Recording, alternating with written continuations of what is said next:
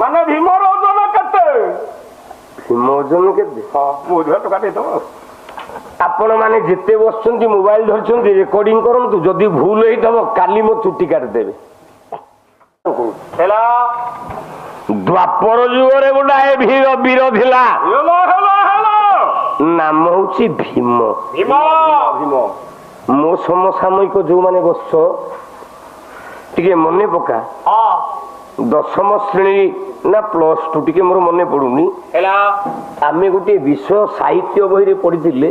ଆରେ ମୁଁ ପ୍ରମାଣ ଦେଇ କହୁଛି, ଆଜ୍ଞା ଆଜ୍ଞା। ବହିର ନାଁ ହେଲା ଲୌହ ଭୀମ ଚୂର୍ଣ୍ଣ। ନା କବି ସାର୍ ଥିଲା ନା ନାଇଁ ବିଷୟ?